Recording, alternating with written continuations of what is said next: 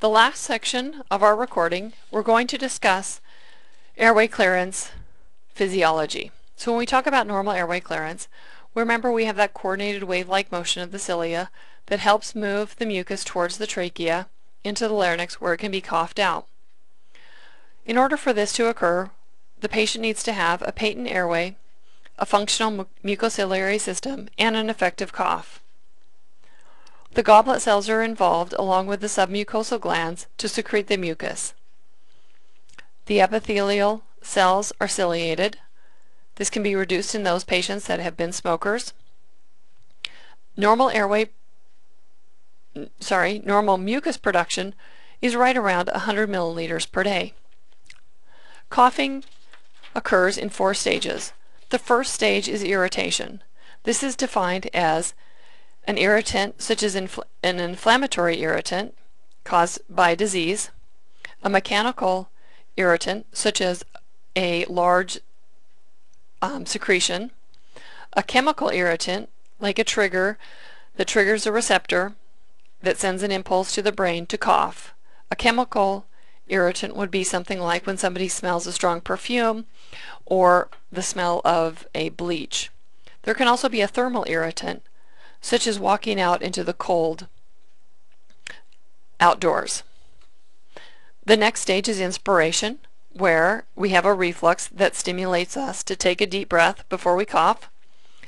The compulsion stage, which is a nerve impulse that causes the glottis to close and expiratory muscles to contract, which raises the pleural and alveolar pressures. The explosive stage is where the glottis opens, causes a large pressure gradient between the alveoli and the airway opening. The high flow of gas removes the mucus. Here's a picture of these 4 stages. Again, in this first stage, irritation, we have the irritant, that's a mucus. The patient takes a big deep breath in, closes the glottis, which is shown here, which causes a large pressure gradient. They open the glottis. A change in that pressure gradient is the explosive stage, and the item is coughed out. Abnormal clearance can occur with any airway abnormalities. It can occur with mucus plugging that causes an obstruction, or a partial airway obstruction that causes a flow restriction and increase in work of breathing and VQ mismatch problems. During the infectious process, remember, microorganisms are retained, which causes the inflammatory response releasing chemical mediators to increase mucus production. So what are some of the things that cause impaired mucociliary transport? Well, the ET tube itself is blocking the use of those cilia. Suctioning can irritate these airways.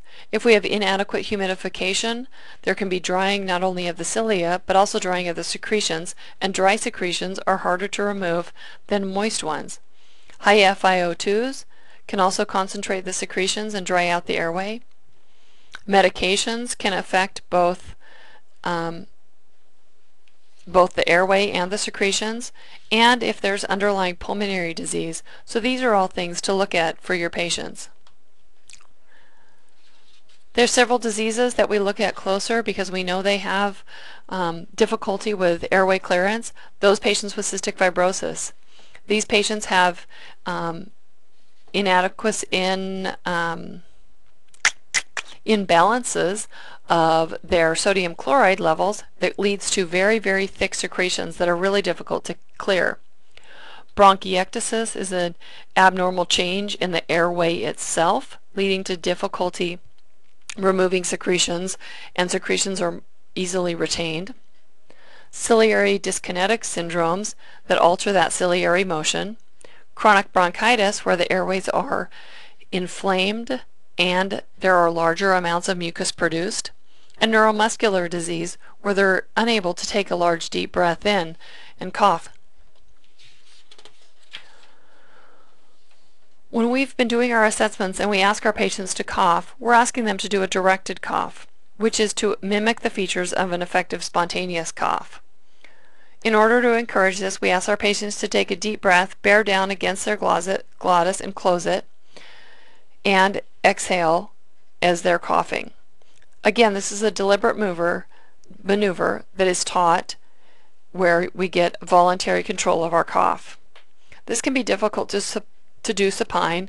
Most coughing is improved when patients are sitting up, sometimes with their shoulders in and forward. We ask the patients to inspire slow and deep, to use their diaphragmatic breathing, and sometimes this alone will stimulate a natural cough, and then most of the time we just ask our patients to cough. There's a clinical practice guideline for directed cough. Please take a look at it. When we look at the indications are for the aid in removal of retained secretions. It's indicated for those patients with atelectasis. It's indicated for prophylaxis against pulmonary complications. It's a routine part of bronchial hygiene, which we'll talk about later. In addition, we will utilize directed cough to obtain sputum for a culture sample. Contraindications are fairly rare, generally weighted against the benefits. But one contraindication is the inability to control infection transmission, meaning if we have a patient with known TB, we do not want to have them cough until we're able to control the transmission of the organism. Patients with increased intracranial pressure,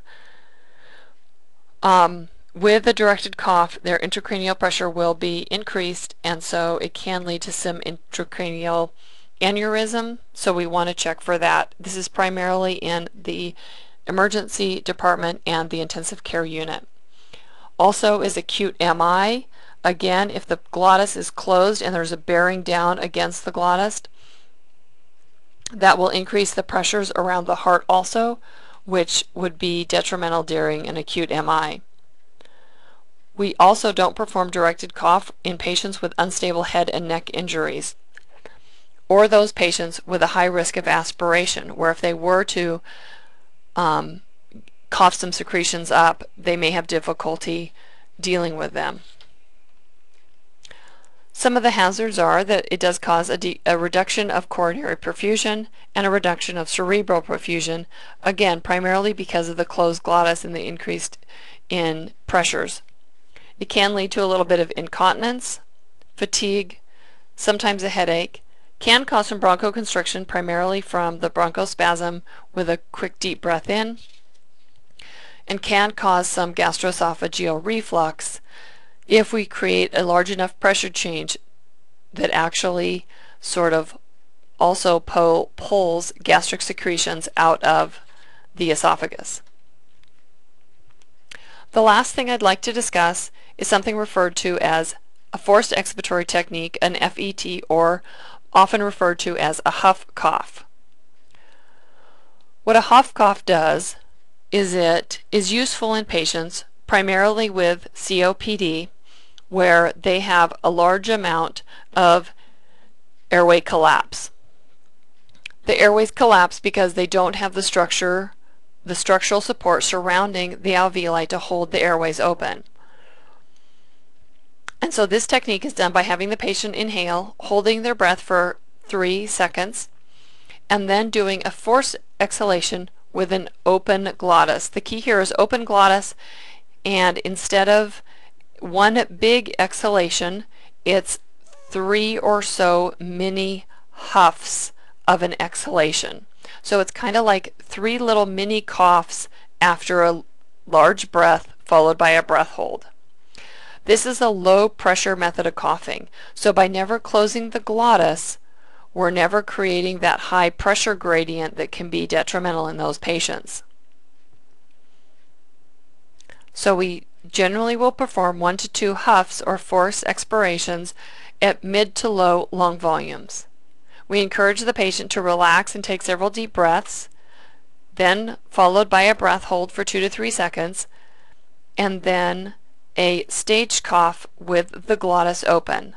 So it's basically where we say take a nice slow deep breath in, hold your breath. As you're exhaling, slowly release the air in little huffs, kind of saying huff, huff, huff. So we're kind of milking the secretions out with little puffs of air.